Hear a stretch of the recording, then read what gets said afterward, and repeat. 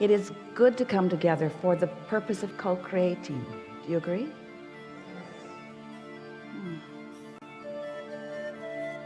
Nice to want, nice to have desire. Do you like the way your desire continues to expand and clarify? Yeah. And do you believe that you are, for the most part, up to speed with your desire? Do your beliefs match them? Do you believe what you want? Do you believe in your ability to be or do or have these things that you desire?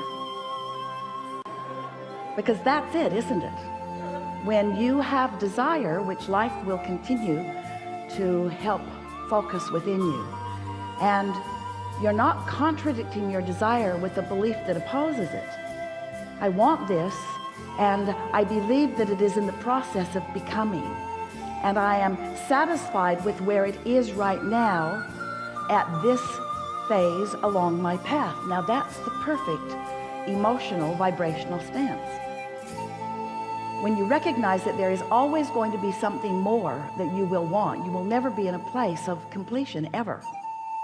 So as long as you are happy in your eternal incompletion, then you can live happily ever after. But if you need a condition to change, if you need a situation to be different, because there are always conditions that are going to be out of your control. In fact, more conditions are out of your control than are in your control when you take on the whole of everything that you may be giving your attention to. So the key to having all of the success that you were born to have, and by success we mean alignment, joy, and everything that will follow that, which is everything you desire. The key to that is understanding that you are a vibrational being, first and foremost. You are beautifully manifested in your flesh, blood, and bone. Your ability to see and hear and smell and taste and touch this magnificent time-space reality is something you came for too. In other words, you came for this leading edge manifestation. And the manifestations of all of the things that surround you, the experiences, the people, the life, all of that is leading edge manifestation that you came specifically for. You came to live life fully, to focus fully within it. You came to flow your consciousness into this time-space reality, but you also intended something. You intended to tune yourself to the frequency of the whole of who you are, so that the whole of who you are is having this moment in time. And that requires, first, you got to understand that you are vibrational and that the entire universe is. Next, you have to understand that the way you feel is the key to your understanding what your vibrational output is, what it is in relationship to what you want, and what it is in relationship to who you really are, to the trajectory of who you really are. Who were you when you made the decision to come into this time-space reality, to focus into this body? Who were you as a consciousness? You were consciousness who knew your value, who came with great interest. You knew your worthiness, you knew your capability, you knew the potential of being here. And when you get off track from knowing who you are, from knowing your value, from appreciating where you are and who you are, then you begin to practice vibrational frequencies. They come to you in the form of the thoughts that you think. Eventually they become beliefs, because all a belief is a thought that you keep thinking, is a well-practiced thought. So sometimes, in fact often, you come into your physical body, and instead of being aware of the trajectory from which you have come, the trajectory of the energy that is focused to you and through you, instead you care more about how others who are walking around in their physical bodies are seeing you. You care more about what their response to you is than you care about, and here's the important word, than you care about your own source energy response to who you are. Your source energy response to who you are is steady. You are loved, you are appreciated, you are understood, you are backed up, you are supported, you are known, you are pure positive energy from the perspective of source who sees you, hear it, unconditionally. Source knowing your value regardless of where you stand in any moment in time. But for you, often you don't stand in an unconditional place. You come into a situation, and sometimes you respond to the condition of where you are. It's what happens to you sometimes, isn't it?